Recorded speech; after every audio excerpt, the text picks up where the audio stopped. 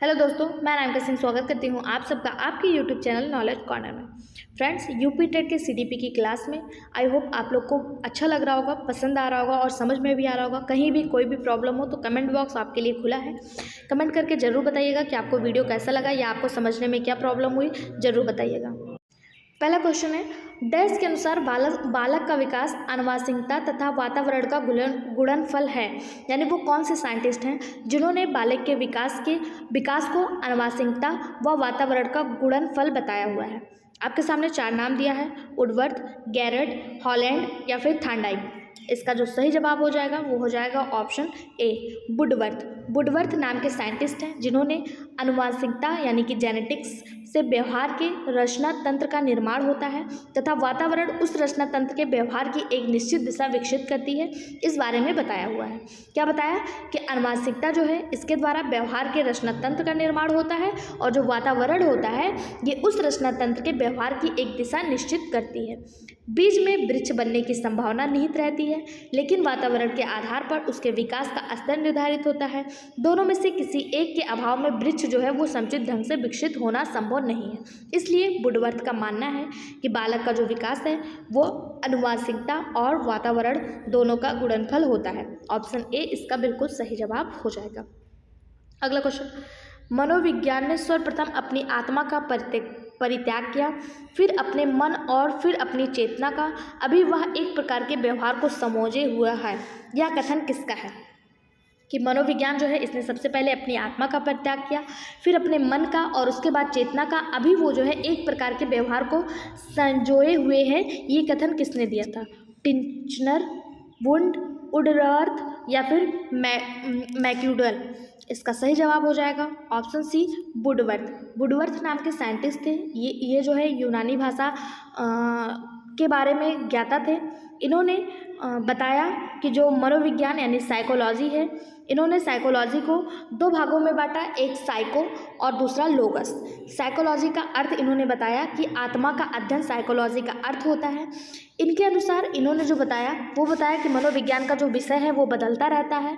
अंततः मनोविज्ञान का विषय व्यवहार का अध्ययन बना। यानी कि मनोविज्ञान जो है ये सबसे पहले इसमें आया आत्मा का विज्ञान, फिर मन का विज्ञान, फिर चेतना का विज्ञान। अभी जो चल रहा है वो व्यवहार का विज्ञान चल रहा है। क्या चल रहा है? व्यवहार का विज्ञान। यही इन्होंने कहा कि आत्मा सबसे पहले अपनी आत्मा को त्यागा, फिर मन को, फिर चेतना को, अभी व्यवहार को अपनाए हुए हैं। यह बात किसने कही थी? वुडवर्थ ने कहा था। ऑप्शन सी जो है ये इसका बिल्कुल सही जवाब हो जाएगा। अगला क्वेश्चन, मनोलैंगिक विकास के सुषुप्ता अवस्था का वर्ष अंतराल संबंधित है। मनोलैंगिक विकास के सुषुप्ता का वर्ष अंतराल किससे संबंधित है? 2 से 5 वर्ष, 6 से यौवन तक, 18 से 20 वर्ष या फिर 20 से 22 वर्ष। इसका जो सही जवाब हो जाएगा वो हो जाएगा ऑप्शन बी, 6 से यौवन तक। एक साइंटिस्ट थे सिगमंड फ्रायड। सिगमंड फ्रायड ने मनोलैंगिक विकास का सिद्धांत दिया हुआ था। इस सिद्धांत में इन्होंने बताया कि जो सुषुप्ता अवस्था का वर्ष होता है, वर्ष का जो अंतराल होता है वो 6 से किशोरा अवस्था यानी यौवन वर्ष तक होता है। इसी को किशोरा अवस्था के नाम से भी जाना जाता है, एडोलसेंस के नाम से भी जाना जाता है। ऑप्शन बी इसका सही जवाब हो जाएगा। अगर पूछा जाए सुषुप्ता अवस्था का वर्ष, मनोवैज्ञानिक विकास के सुषुप्ता अवस्था का वर्ष अंतराल दिया किसने था, बताया किसने था? तो सिगमंड फ्रायड के द्वारा बताया गया था। किसके द्वारा? सिगमंड फ्रायड के द्वारा बताया गया था। अगला क्वेश्चन है, विकास के मनोसामाजिक सिद्धांत का प्रतिपादन डैश ने किया। विकास के मनोसामाजिक सिद्धांत का प्रतिपादन किसने किया? एरिक्सन, फ्रायड, कोहलर या वाटसन। इसका जो सही जवाब हो जाएगा वो हो जाएगा ऑप्शन ए, एरिक्सन। विकास के मनोसामाजिक विकास सिद्धांत का जो प्रतिपादन है वो एरिक्सन के द्वारा किया गया। कब किया गया? 1950 में किया गया। इनका मानना था कि विकास में जैविक कारकों की अपेक्षा सामाजिक कारकों की महत्वपूर्ण भूमिका होती है। एरिक्सन के सिद्धांत के अनुसार पूरा जीवन विकास के 8 चरणों से होकर गुजरता है और प्रत्येक चरण में एक विशिष्ट विकासात्मक मानक होता है जिसे पूरा करने में आने वाली समस्याओं का समाधान करना आवश्यक होता है। एरिक्सन के अनुसार समस्या कोई संकट नहीं होती बल्कि संवेदनशीलता और सामर्थ्य को बढ़ाने वाला महत्वपूर्ण बिंदु होता है। ऑप्शन ए इसका बिल्कुल सही जवाब हो जाएगा। अगला क्वेश्चन, डैश के अनुसार इदम, अहम तथा परा अहम व्यक्तित्व के 3 घटक हैं। मतलब किसने बताया कि व्यक्तित्व के 3 घटक होते हैं, इदम, अहम और परा अहम। इस बारे में किसने चर्चा की थी? तो इसका सही जवाब हो जाएगा ऑप्शन डी, फ्रायड। फ्रायड ने व्यक्तित्व को स्पष्ट करते हुए मनोविश्लेषणात्मक सिद्धांत दिया था, जिसमें इन्होंने बताया कि व्यक्तित्व के विश्लेषणात्मक सिद्धांत के अनुसार इसके मुख्य 2 प्रत्यय होते हैं। एक चेतना अर्धचेतन या जिसे अचेतन भी कहते हैं, और दूसरा जो होता है वो इदम, अहम और परा अहम होता है। फ्रायड ने व्यक्तित्व की संरचना में इदम, अहम और परा अहम 3 तत्वों को विशेष महत्व दिया है। अगर पूछा जाए इदम क्या है, तो इदम का संबंध किससे है, तो इदम जो होता है इसका संबंध जो है जन्मजात और वंशानुगत क्षेत्र से होता है। अहम का यथार्थ जगत से है, और परा अहम जो है ये नैतिक मूल्य, आत्मा की अंतःकरण की पुकार, इन सबसे संबंधित है। यानी कि जन्म और वंशानुगत से इदम संबंधित है, अहम जो है ये यथार्थ जगत से, और परा अहम जो है ये नैतिक मूल्य, आत्मा के अंतःकरण की पुकार, इन सबसे संबंधित है। और इसके बारे में बताया किसने था, फ्रायड ने बताया था। ऑप्शन डी इसका बिल्कुल सही जवाब हो जाएगा। अगला क्वेश्चन, किस व्यवहार आदि का मानना है कि अन्य व्यवहारों की भांति भाषा भी क्रिया प्रसुप्त अनुबंधन द्वारा सीखी जाती है। यानी वो कौन से साइंटिस्ट थे जिन्होंने बताया कि जैसे हम और व्यवहार को, लोगों के साथ उठना बैठना, चलना बोलना, समाज में रहने की क्रिया सीख लेते हैं, उसी तरह हम जो है भाषा को भी सीख लेते हैं। इसके बारे में किसने बताया, वाटसन, स्किनर, गुथरी या फिर थॉर्नडाइक। इसका सही जवाब हो जाएगा ऑप्शन बी, स्किनर। स्किनर ये व्यवहारवादी अमेरिकी वैज्ञानिक हैं। इनका पूरा नाम B.F. स्किनर है। इन्होंने एक पुस्तक लिखी थी जिसका नाम था द बिहेवियर ऑफ वर्जिन। अगर पूछा जाए स्किनर की पुस्तक का क्या नाम है, तो स्किनर की जो बुक का नाम है वो है the behaviour of virgin, the behaviour of organism, ये इनकी बुक है। इसी में इन्होंने सीखने के सिद्धांत का प्रतिपादन किया हुआ था, और इसी में इन्होंने बताया था कि क्रिया प्रसुप्त अनुबंधन सिद्धांत दिया, जिसमें इन्होंने बताया, इन्होंने अपने सिद्धांत में क्या कहा कि जो व्यक्ति का व्यवहार होता है वो पुनरावृत्ति उसके प्राप्त परिमाणों पर निर्भर होता है। अगर हम इसको दूसरी भाषा में कहें कि पुनर्बलन प्राप्त होने पर व्यक्ति व्यवहार को बार बार दोहराता है। इसी आधार पर गणित के पहाड़े तथा भाषा में वर्तनी, विलोम व मुहावरे आदि को याद किया जा सकता है। यही सिद्धांत जो है इन्होंने दिया हुआ था प्रसुप्त अनुबंधन सिद्धांत, क्रिया प्रसुप्त अनुबंधन सिद्धांत। अगर पूछा जाए क्रिया प्रसुप्त अनुबंधन सिद्धांत किसने दिया, तो स्किनर ने दिया। कहाँ से हमको देखने को मिला, तो इनकी जो बुक है द बिहेवियर ऑफ ऑर्गेनिज्म, इसमें जो है इन्होंने इस सिद्धांत का प्रतिपादन किया हुआ है। ऑप्शन बी जो है ये इसका बिल्कुल सही जवाब हो जाएगा। अगला क्वेश्चन, निम्नलिखित में से कौन केंद्रीय प्रवृत्ति का माप नहीं है, प्रसार, बहुलांक, मध्यांक या फिर माध्यमान। केंद्रीय प्रवृत्ति का माप अभी हम लोगों ने देखा था जिसे वक्र माप कहा जाता है। ये वक्र माप जो है इसमें माध्य, माध्यिका और बहुलक आते हैं, मीन, मीडियन और मोड आता है। प्रसार इसका माप नहीं होता है। ऑप्शन ए इसका बिल्कुल सही जवाब हो जाएगा। अगला, अधिगम के प्रत्यय व भूल के सिद्धांत का प्रतिपादन किसने किया। अधिगम के प्रत्यय व भूल के सिद्धांत का प्रतिपादन किसने किया, पावलो, हेगार्टी, थॉर्नडाइक या हल। सही जवाब ऑप्शन सी थॉर्नडाइक। अधिगम में प्रत्यय व भूल के सिद्धांत का प्रतिपादन जिन्होंने किया उस वैज्ञानिक का नाम है थॉर्नडाइक। इस सिद्धांत के अनुसार प्रयास एवं त्रुटि के द्वारा सीखने वाला एक निश्चित उद्दीपक के लिए एक निश्चित अनुक्रिया करने में परिपक्व हो जाता है। इस सिद्धांत को उद्दीपक अनुक्रिया सिद्धांत भी कहा जाता है। थॉर्नडाइक ने इस सिद्धांत का प्रयोग किस पे किया था, तो थॉर्नडाइक ने जो अपना प्रयोग किया था वो कैट पर यानी बिल्ली पर किया हुआ था। ऑप्शन सी इसका बिल्कुल सही जवाब हो जाएगा। अगला क्वेश्चन, निम्नलिखित मापन के स्तरों में सबसे अच्छा कौन सा है, नामिक, अनुपात, क्रमिक या अंतराल। मापन के जितने भी स्तर हैं उसमें सबसे अच्छा कौन सा है, तो सही जवाब ऑप्शन बी अनुपात। मापन के स्तरों को मापने के लिए जो सबसे अच्छी विधि होती है वो अनुपात विधि होती है, जिसमें 2 या 2 से अधिक तत्वों को मापने के लिए अनुपात का सहारा लिया जाता है। इससे मापन में त्रुटि होने की संभावना जो होती है वो बिल्कुल ना के बराबर होती है, या 0 होती है, या आप कह सकते हैं न्यूनतम होती है। ऑप्शन बी इसका बिल्कुल सही जवाब हो जाएगा। अगला, निम्नलिखित में से कौन व्यक्तित्व का प्रक्षेपी परीक्षण नहीं है। व्यक्तित्व का प्रक्षेपी परीक्षण नहीं है, यहाँ पे ध्यान देने वाली बात है, क्वेश्चन में आपको दिया कौन सा नहीं है। अगर इस नहीं को आप ध्यान नहीं देते हैं और देख लेंगे कि प्रक्षेपी परीक्षण कौन सा है, तो आप आता हुआ क्वेश्चन भी गलत करके चले आएंगे, क्योंकि सबसे पहले रोसा स्याही धब्बा परीक्षण दिया है जो व्यक्तित्व का प्रक्षेपी परीक्षण है। टीएटी परीक्षण ये भी व्यक्तित्व का प्रक्षेपी परीक्षण है। शब्द साहचर्य परीक्षण ये भी है।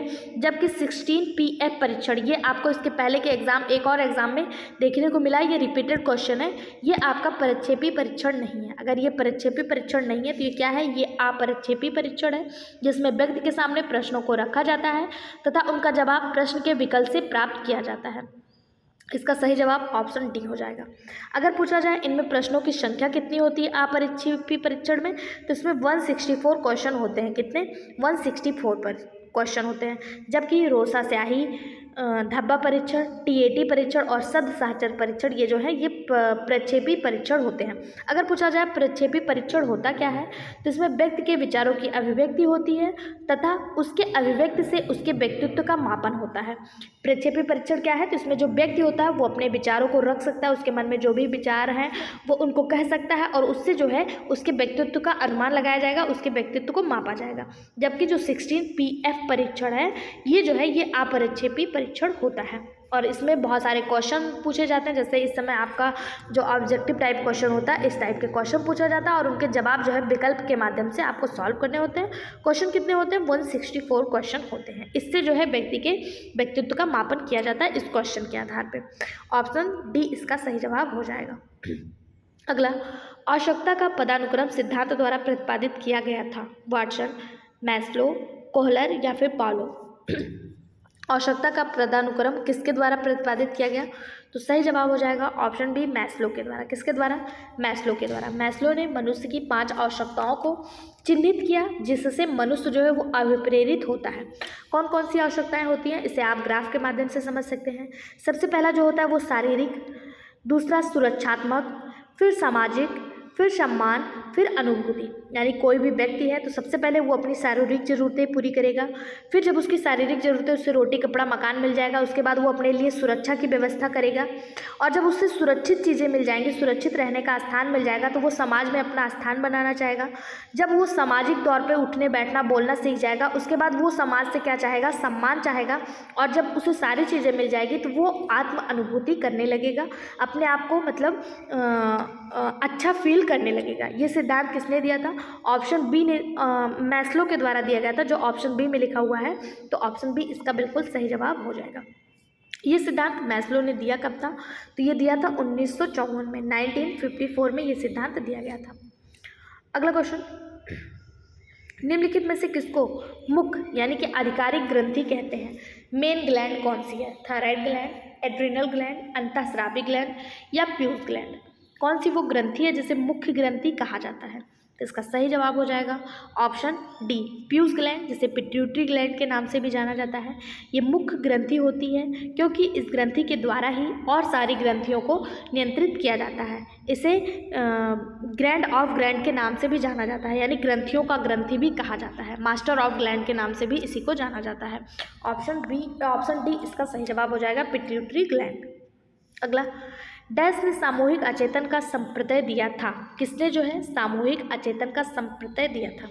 युंग, फ्रायड, एडलर या फिर स्लीवन। अभी हम लोगों ने देखा था कि अचेतन, जो सामूहिक अचेतन का संप्रत्यय है, ये एक मनोवैज्ञानिक थे जिनका नाम युंग था, इनके द्वारा दिया गया था। मनोवैज्ञानिक युंग के अनुसार अचेतन मन का हिस्सा है जो समाज, लोग एवं मानव जाति द्वारा अपने विचार एवं अनुभव को साझा करता है। अचेतन वह स्थिति है जो हमारे मन व व्यवहार में तो होती है परंतु सामान्यता जो है वो प्रदर्शित नहीं होती है। किसी विशेष परिस्थिति में वह प्रदर्शित होती है, जब उसकी ज़रूरत होती है या अचानक से कोई चीज़ देखने को मिल जाता है तब वो प्रत्यक्ष होती है, वैसे उसको देखने को नहीं मिलता है। इसी को अचेतन मन कहा जाता है और इसका जो सिद्धांत है वो युंग के द्वारा दिया गया था।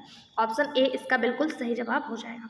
अगला, अंगूर खट्टे हैं का उदाहरण है। अंगूर खट्टे हैं किसका उदाहरण है? दमन, प्रगतिगमन, व्यक्तिकरण या प्रतिक्रिया निर्माण।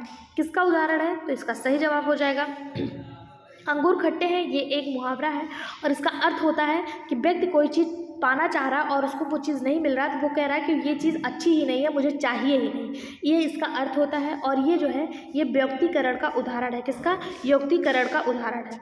ऑप्शन सी इसका बिल्कुल सही जवाब हो जाएगा। युक्तिकरण मनोवैज्ञानिक रूप से रक्षा प्रणाली है जिसमें विवादास्पद व्यवहार को तार्किक रूप से उचित ठहराने की कोशिश की जाती है तथा परिणाम के अनुसार कारण को व्यक्त किया जाता है। ऑप्शन सी जो है ये इसका बिल्कुल सही जवाब हो जाएगा। अगला, अधिगम का क्रिया प्रसूत अनुबंधन सिद्धांत डैश के द्वारा दिया गया। अधिगम का क्रिया प्रसूत अनुबंधन सिद्धांत किसके द्वारा दिया गया? पावलोव, थॉर्नडाइक, टोलमैन या स्किनर? सही जवाब हो जाएगा ऑप्शन डी, स्किनर। अधिगम का क्रिया प्रसूत अनुबंधन सिद्धांत जो है ये एक वैज्ञानिक थे, BF स्किनर, इनके द्वारा दिया गया था। अगर बात करें इस सिद्धांत में इन्होंने कहा क्या, तो इन्होंने कहा व्यवहार की पुनरावृत्ति तथा परिमार्जन उसके परिमाणों के द्वारा निर्देशित होती है। व्यक्ति व्यवहार का संचालन करता है जबकि इसे बनाए रखना उससे प्राप्त परिमाणों पर निर्भर करता है। अर्थात अगर हम दूसरे भाषा में इसे समझें तो व्यवहार का संबंध परिणाम से होता है। ये बात अधिगम के क्रिया प्रसूत अनुबंधन में कही गई है जो स्किनर के द्वारा दिया गया है। ठीक, ऑप्शन डी इसका बिल्कुल सही जवाब हो जाएगा। अगला, औसत बुद्धि वाले बालकों की बुद्धि लब्धि डैश के बीच होती है, यानी कि जो औसत बालक होते हैं उनकी बुद्धि लब्धि कितनी होती है। तो देखिए बालक की जो है ना बुद्धि लब्धि अलग अलग होती है। जैसे अगर आपसे पूछ लिया जाए प्रतिभाशाली बालक की बुद्धि लब्धि कितनी होती है, तो प्रतिभाशाली बालक की जो बुद्धि लब्धि होती है वो 130 से अधिक होती है। 130 से अधिक जो अगर बुद्धि लब्धि है तो वो जो है प्रतिभाशाली बालक होगा। अगर कोई बालक है उसकी बुद्धि लब्धि जो है 121 से 130 के बीच में है, 130 के बीच में, तो वो प्रखर बुद्धि होगा। कैसा होगा? प्रखर बुद्धि होगा। 111 से 120 के बीच में है तो वो तीव्र बुद्धि होगा। 91 से 110 के बीच में है तो वो सामान्य बुद्धि होगा। 81 से 90 के बीच में है तो वो मंद बुद्धि होगा। 70 से 80 के बीच में है तो अल्प बुद्धि होगा। और 71 से कम है तो जड़ बुद्धि होगा। 71 से कम क्या है? तो जड़ बुद्धि, जिसे पागल कहा जाता है। 70 से 80 के बीच में अल्प बुद्धि, 81 से 90 मंद बुद्धि। सामान्य बुद्धि कितनी होगी? 90 से 110 सामान्य बुद्धि होगी। और यहाँ पे क्या पूछा? औसत बुद्धि। औसत बुद्धि को ही आप सामान्य बुद्धि कहते हैं, जो आपका ऑप्शन सी में देखने को मिल रहा है। तीव्र बुद्धि 111 से 120, प्रखर बुद्धि जो है 121 से 131, और प्रतिभाशाली जो होगा वो 130 से ऊपर होगा, प्रतिभाशाली बालक। ऑप्शन सी यहाँ पे इसका बिल्कुल सही जवाब हो जाएगा। अगला क्वेश्चन, PDF आपको फ्री ऑफ कॉस्ट हमारे टेलीग्राम चैनल पे मिल जाएगा, वहाँ से जरूर ज्वाइन करें। बंडूरा का कथन है कि बच्चे प्रक्रियाएं प्रतिमानीकरण द्वारा सीखते हैं जिसको डैश भी कहा जाता है। बच्चे प्रक्रियाएं प्रतिमानीकरण द्वारा सीखते हैं। यह बात किसने कही? बंडूरा ने कही, अल्बर्ट बंडूरा ने। इसको क्या कहा जाता है? तो इससे निरीक्षणात्मक अध्ययन भी कहा जाता है। क्या कहा जाता है? निरीक्षणात्मक अध्ययन कहा जाता है। ऑप्शन सी इसका बिल्कुल सही जवाब हो जाएगा। ठीक है, जिसमें बच्चे अपने से बड़ों के व्यवहार का निरीक्षण करके उसी तरह के व्यवहार को प्रदर्शित करते हैं। यही बात इसमें कही जा रही है। जैसे आपने अपने घरों में देखा होगा, जो छोटे बच्चे होते हैं जिस तरह के उनके फैमिली मेम्बर व्यवहार करते हैं वो भी उसी तरह की भाषा बोलने लगते हैं, उसी तरह से चलने लगते हैं, उसी तरह से खाने पीने लगते हैं। इसी को जो है प्रतिक्रियाएं प्रतिमान परीक्षण कहा जाता है। और ये द्वारा जो है ये निरीक्षणात्मक अधिगम कहलाता है। ये अल्बर्ट बंडूरा के द्वारा दिया गया था। ऑप्शन सी इसका बिल्कुल सही जवाब हो जाएगा। अगला, पियाजे के संज्ञानात्मक विकास सिद्धांत में अमूर्त तर्क एवं परिपक्व नैतिक चिंतन किस अवस्था की विशेषता है? पियाजे के संज्ञानात्मक विकास सिद्धांत में अमूर्त तर्क एवं परिपक्व नैतिक चिंतन किस अवस्था की विशेषता है? संवेदनात्मक गामक अवस्था, पूर्व सक्रियावस्था, औपचारिक संक्रियावस्था या फिर मूर्त संक्रिया अवस्था? सही जवाब हो जाएगा ऑप्शन सी, औपचारिक संक्रिया अवस्था। पियाजे के संज्ञानात्मक विकास की 4 अवस्थाएं होती हैं। पहला संवेदात्मक गामक अवस्था, जो जन्म से 2 वर्ष तक होती है, जन्म से 2 वर्ष तक। दूसरा पूर्व संक्रिया अवस्था, जो 2 वर्ष से लेकर 7 वर्ष तक होती है। मूर्त संक्रिया अवस्था, जो 7 वर्ष से लेकर मूर्त, ये 7 वर्ष से लेकर 11 वर्ष। और औपचारिक संक्रिया अवस्था ये 11 वर्ष से 14 वर्ष तक होती है। जो चतुर्थ अवस्था में बालक के चिंतन में पूर्ण क्रमबद्धता आ जाती है तथा अमूर्त तर्क एवं परिपक्व नैतिक चिंतन का भी विकास हो जाता है। ठीक है, इस हिसाब से ऑप्शन सी इसका बिल्कुल सही जवाब हो जाएगा। आई होप ये चीज़ें आपको समझ में आ गई होगी। कहीं भी कोई भी डाउट, किसी क्वेश्चन में कोई भी डाउट हो तो आप बेझिझक कमेंट बॉक्स में कमेंट करके अपना डाउट क्लियर कर लीजिएगा।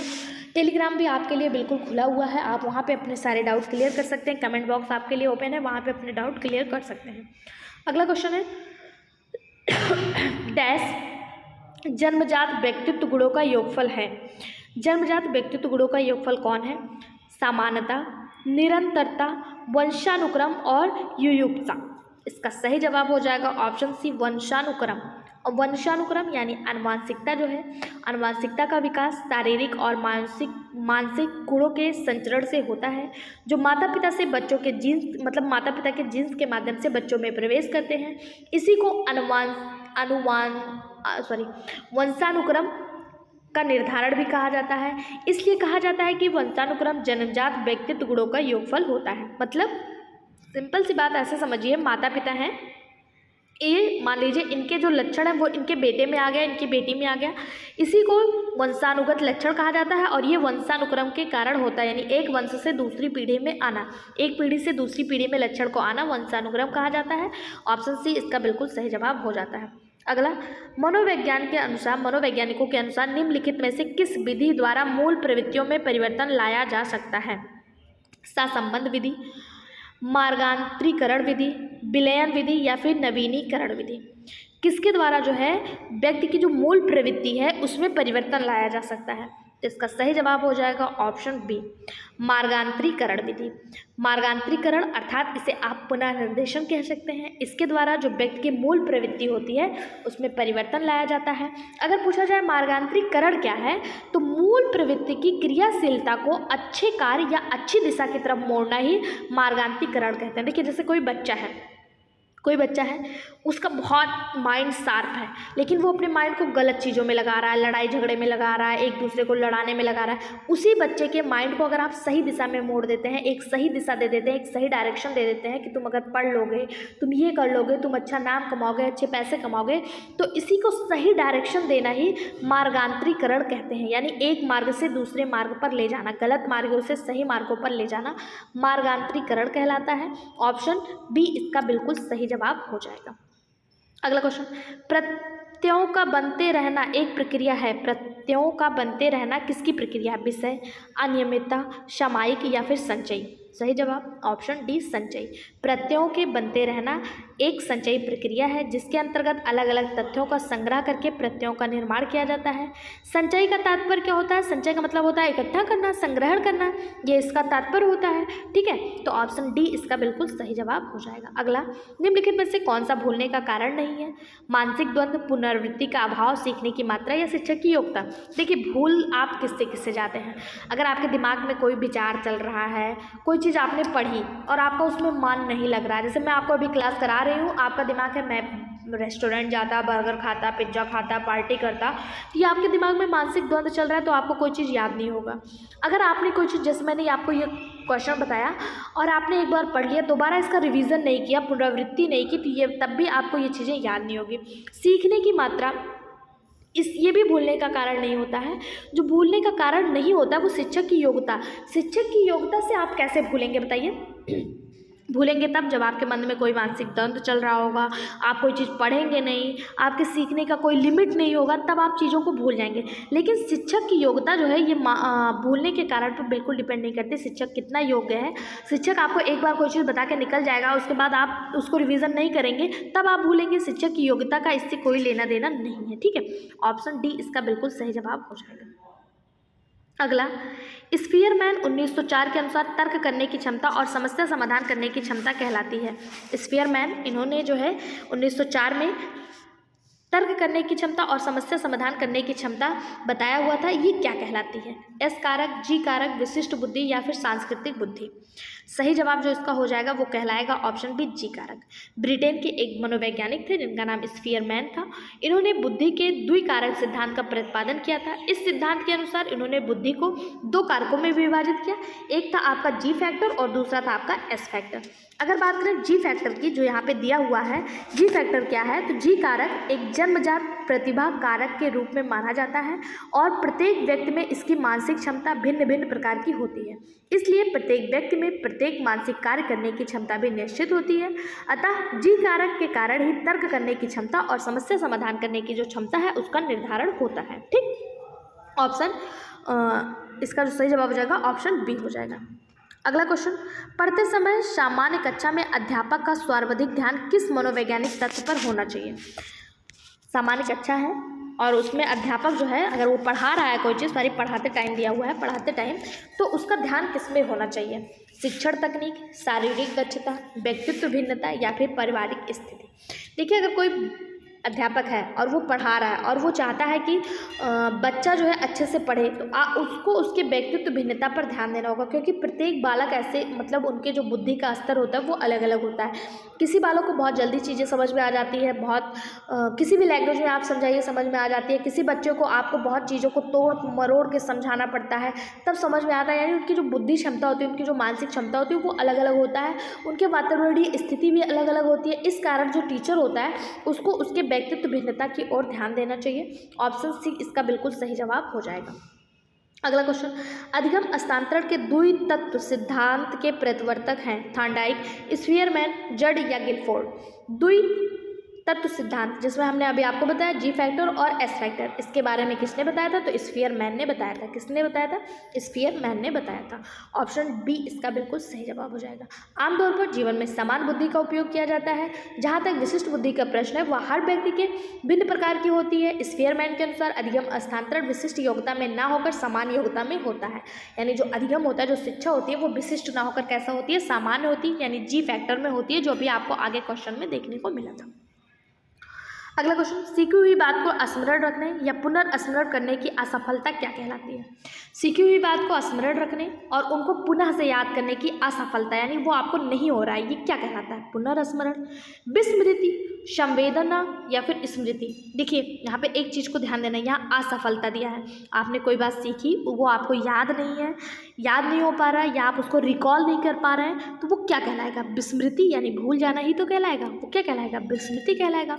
विस्मृति मतलब क्या होता है, भूल जाना, याद नहीं हो पाना। ठीक है, ऑप्शन बी इसका बिल्कुल सही जवाब हो जाएगा। अगला क्वेश्चन, व्यक्ति में उन मनोशारीरिक अवस्थाओं का गतिशील संगठन जो उसके पर्यावरण के साथ अद्वितीय सामंजस्य निर्धारित करता है क्या कहलाता है।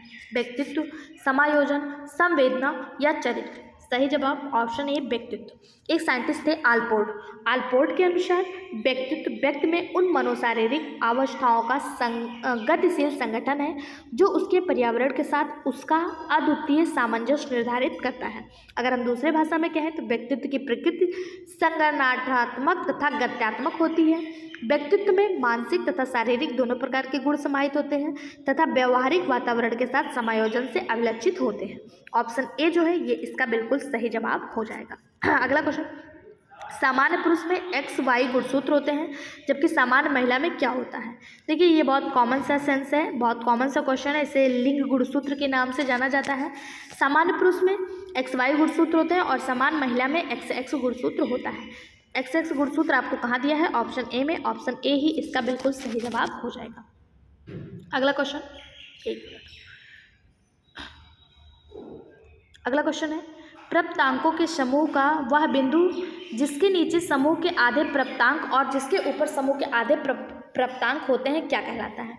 मध्यमान, बहुलांक, मध्यांक या फिर मानक विचलन। प्राप्तांकों के समूह का वह बिंदु जिसके नीचे आधे प्राप्तांक और जिसके ऊपर समूह के आधे प्राप्तांक होते हैं वो क्या कहलाता है। तो ये जो होता है ये होता है माध्यांक। क्या होता है, माध्यांक। ऑप्शन सी इसका बिल्कुल सही जवाब हो जाएगा। माध्यांक निकालने का फार्मूला होता है n/2वां पद। ठीक है, ये माध्यांक निकालने का फार्मूला होता है और ऑप्शन सी इसका बिल्कुल सही जवाब हो जाता है। प्राप्तांकों की जो संख्या होती है वो n होती है। अगला क्वेश्चन, अभिवृत्ति वितरण को रेखा चित्रण द्वारा प्रदर्शित करने की विधियों में से डैश एक विधि है। मैंने आपको 30 क्वेश्चन पढ़ाया, कहीं भी आपको लाइक शेयर सब्सक्राइब करने को नहीं बोला। लास्ट में आपसे कहना चाहूँगी, अगर आपकी इच्छा है, आपको हमारा वीडियो पसंद आ रहा है, आपको हमारा एफर्ट अच्छा लग रहा है, तो प्लीज़ वीडियो को लाइक कर दीजिए, चैनल को सब्सक्राइब और कमेंट बॉक्स में एक प्यारा सा कमेंट जरूर डाल दीजिए। मैं आपसे क्यों कहती हूँ, क्योंकि मैं आपसे इस वीडियो का कोई चार्ज नहीं ले रही हूँ, फ्री ऑफ कॉस्ट PDF भी दे रही हूँ। बस आपसे मुझे थोड़ा सा मोटिवेशन चाहिए और मुझे मोटिवेशन के लिए आपको क्या करना होगा, वीडियो को लाइक, चैनल को सब्सक्राइब और सभी दोस्तों के साथ शेयर, साथ ही साथ कमेंट बॉक्स में एक कमेंट। इसमें आपका कोई भी चार्ज नहीं लग रहा है, कोई भी फालतू चीज़ें नहीं लग रही। 0.08 सेकंड का टाइम निकालकर आप चैनल को सब्सक्राइब कर लीजिए, 0.08 सेकंड का टाइम निकालकर वीडियो को लाइक कर दीजिए और आपको एक आधा मिनट यानी आप कह सकते हैं 30 से 35 सेकंड के अंदर आप एक प्यारा सा कमेंट टाइप कर सकते हैं। थैंक यू मैम, अच्छा सेशन, या कुछ भी जो भी आपके मन में हो, कोई कमी दिख रही हो तो वो भी कमेंट बॉक्स में आप बता सकते हैं। आपके कमेंट से मुझे भी थोड़ा सा ये लगता है कि हाँ, लोग हमारे साथ एक्टिव जुड़े हुए हैं, हमारी मेहनत सार्थक हो रही, लोग देख रहे हैं, समझ रहे हैं, उन्हें हमारी वीडियो अच्छी लग रही। अगर आपको नहीं समझ में आ रहा तो आप वो भी बता दीजिए, हम दूसरी तरह से समझाने का प्रयास करेंगे, किसी और लैंग्वेज में, किसी और तरह से अच्छा सरल भाषा में करके समझाने की कोशिश करेंगे। बस आपको कमेंट बॉक्स के माध्यम से अपने प्रॉब्लम को बताना होगा। अगर समझ में आ रहा है तो प्लीज़ एक थैंक यू बता दें, एक थैंक यू तो बोल ही सकते हैं, इसमें आपका कोई भी चार्ज नहीं लग रहा है, ठीक है। चलिए इसका आंसर, बाकी कहना मेरा काम है, बाकी आपकी मर्जी, आपको जो सही लगे वो करिए, ठीक है। इसका जो क्वेश्चन है पढ़ लेते हैं एक बार फिर से। क्वेश्चन है, आवृत्ति वितरण को रेखाचित्र द्वारा प्रदर्शित करने की विधियों में से डैश एक विधि है, कौन सी है? आकृति, स्तंभाकृति, गुम्फाचार आकृति या स्वलिखित आकृति। तो सही जवाब हो जाएगा स्तंभाकृति, ऑप्शन बी इसका बिल्कुल सही जवाब हो जाएगा। आवृत्ति वितरण को रेखाचित्र द्वारा प्रदर्शित करने की बहुत सारी विधियाँ होती है, जिसमें पाई चार्ट, स्तंभाकृति, बेन आरेख, ये सभी होता है। जो आपको ऑप्शन में स्तंभाकृति दिख रहा है, अगर आपको पाई चार्ट मिल जाता वो भी सही हो जाता, बेन आरेख मिल जाता वो भी सही हो जाता। ऑप्शन बी इसका बिल्कुल सही जवाब हो जाएगा। इस तरह से पर डे 30 क्वेश्चन CDP के हम लोग सॉल्व कर रहे हैं। और आप किस सब्जेक्ट के क्वेश्चन सॉल्व करना चाहते हैं, SST, साइंस, हिंदी, इंग्लिश, किस सब्जेक्ट के, मैथ को छोड़ के, मैथ में नहीं सॉल्व करा पाऊंगी, उसके लिए मैं क्षमा कराती हूँ। और लैंग्वेज में आपको हिंदी, इंग्लिश सॉल्व करा दूंगी। इसके अलावा SST और साइंस, आपको जो भी सॉल्व करना है, जिस सब्जेक्ट को भी पढ़ना है, कमेंट बॉक्स में टाइप कर दीजिएगा, मैं आपको आपके लिए ज़रूर लाने की कोशिश करूँगी। बाकी वीडियो जब कैसा लगा कमेंट बॉक्स में ज़रूर बताएं, लाइक शेयर सब्सक्राइब करें। Thank you so much.